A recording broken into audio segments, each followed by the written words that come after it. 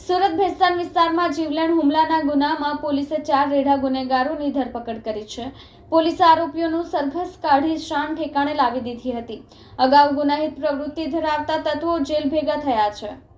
સુરત શહેરમાં ગંભીર ગુના કરી ભાગતા ફરતા આરોપીઓને પકડી પાડવા તેમજ ગંભીર ગુનાઓ અટકાવવા પોલીસ કમિશનરે ભેસ્તાન પોલીસ સ્ટેશનના ઇન્સ્પેક્ટર વિરલ પટેલને સૂચના આપી હતી. જે અનુસંધાને ભેસ્તાન પોલીસ સ્ટેશનના ઇન્સ્પેક્ટર વિરલ પટેલે સર્વેલન્સ પોલીસ માણસો તેમજ ટેકનિકલી સર્વેલન્સ અને ખાનગી બાતમીદારોની મદદ લઈ પોલીસ ટીમ પેટ્રોલિંગમાં હતી. જે સમય દરમિયાન મળેલી બાતમીના આધારે જીવલેણ હુમલાના ગુનામાં ફરાર અખિલેશ રાજેન્દ્ર ભારતી, હર્ષ રમેશ સૈની, આશિષ રામસાગર તિવારી અને અવિનાશ ભજેન્દ્ર દીક્ષિતને ઝડપી પાડી વધુ પૂછતાછ કરી હતી. પોલીસે આરોપીઓનો સરઘસ કાઢી શાન ઠેકાણે લાવી દીધી હતી. અગાઉ ગુનાહિત પ્રવૃત્તિ ધરાવતા તત્વો જેલ ભેગા થયા છે. કેમેરામેન હકીમ શેખ સાથે વસીમ હાસમીનો રિપોર્ટ, આઝાદ ન્યૂઝ, સુરત.